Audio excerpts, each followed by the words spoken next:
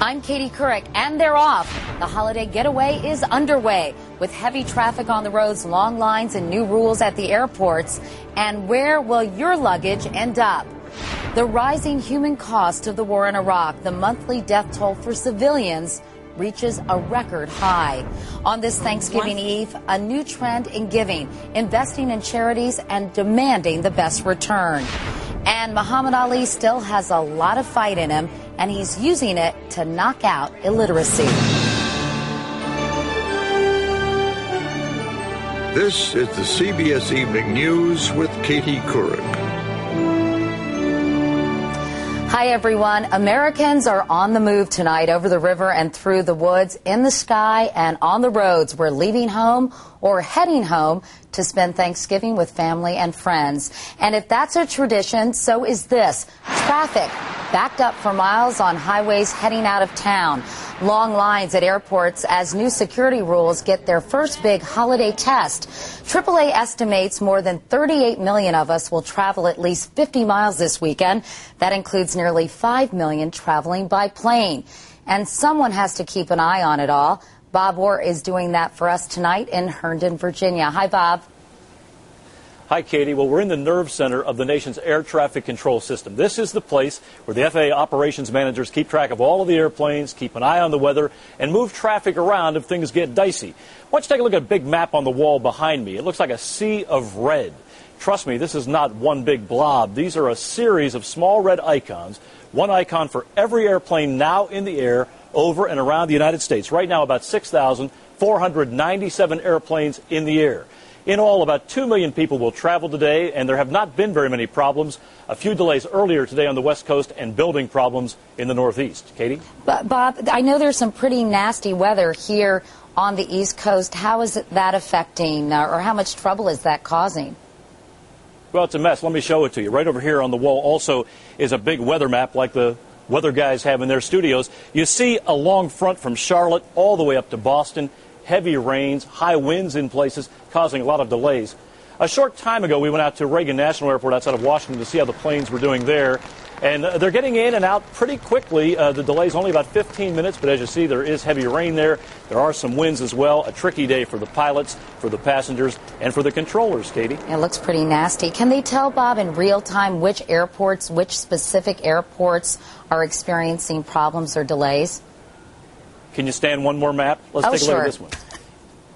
There's a map. All the green dots are airports that are in good shape tonight. Delays are minimal. But look at the orange dots in the Northeast.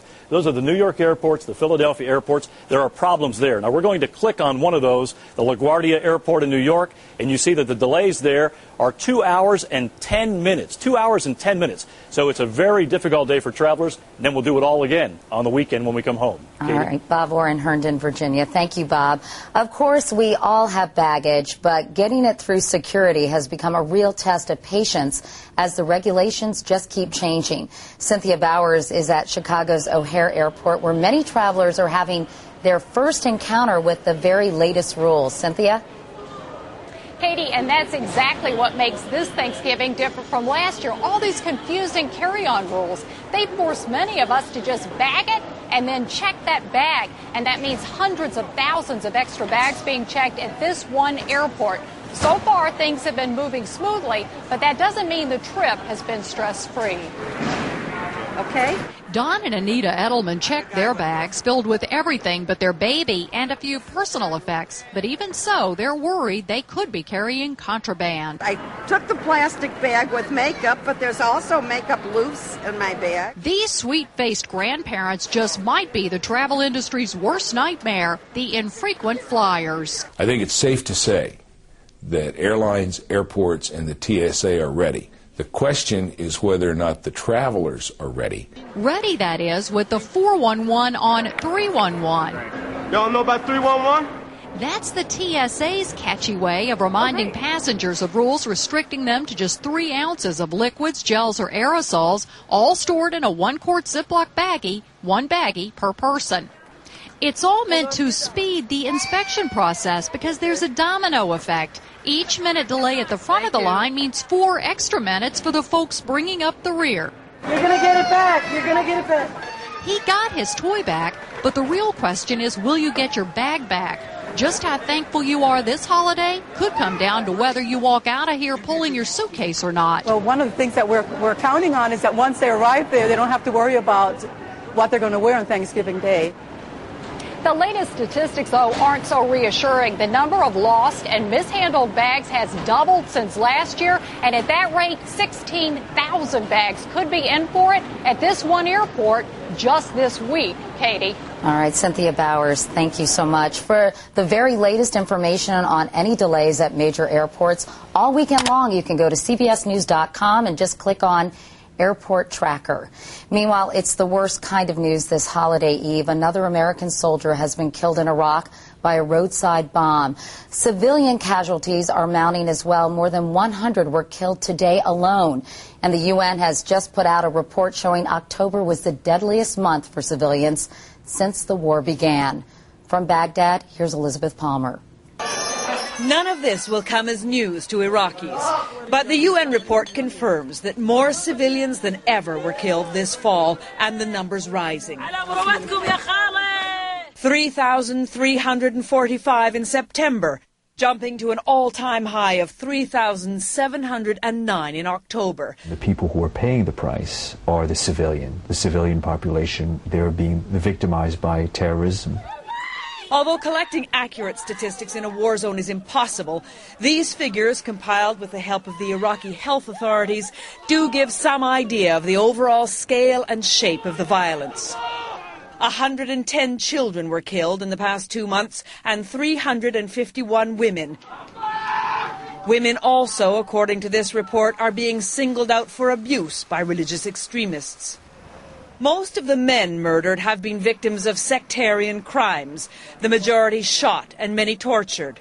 Over 2/3 were killed in Baghdad, the place the U.S. military is now concentrating most of its troops. Some professions have become especially deadly. 18 journalists killed in the last 2 months, and 300 teachers since the start of the year. 2 million Iraqis have either left or been forced from their homes since the invasion. 1.5 million have left the country already.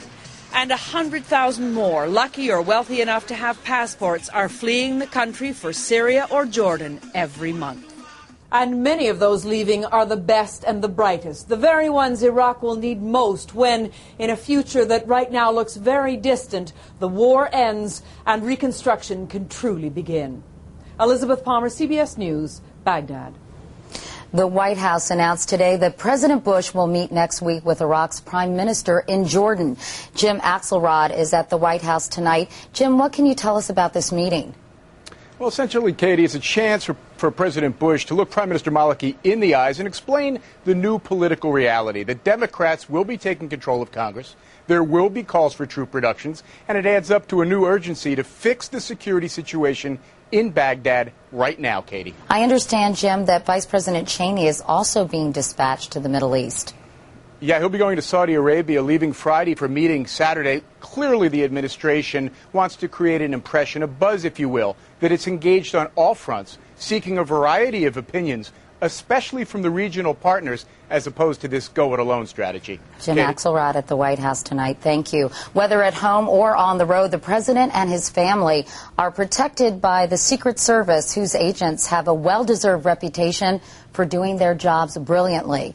But a few members of the detail assigned to protect President Bush's daughters may be feeling just a bit less than brilliant tonight. Wyatt Andrews joins us from Washington with more on that story. Wyatt? Hi, Katie. We've confirmed that first daughter Barbara Bush had her purse stolen on a visit to Buenos Aires last Sunday. That despite being protected by the U.S. Secret Service. The headlines in Argentina blared that Barbara had been robbed, but not exactly. She was out on this outdoor plaza when a thief made off with her purse. Should the Secret Service have chased the guy? Absolutely not, says former agent Chuck Vance. Because you never know if it's a diversion. Vance says the greater danger was a possible kidnapping, and so the agent's job was to ignore the thief. Their response is to the protectee and to be with the protectee, not to give chase. With that said, if you were director of the Secret Service, would this detail be in trouble? I don't know if they'd be in trouble, but I wouldn't be very happy to hear it. It looks bad. It sounds bad. Vance also predicts that the Secret Service will now have to review how much space they give to both first daughters. Katie? All right. Thanks, Wyatt. There's much more CBS News straight ahead, and coming up next this Thanksgiving Eve, how we Americans are showing a lot more interest in what's actually done with the money we give to charity.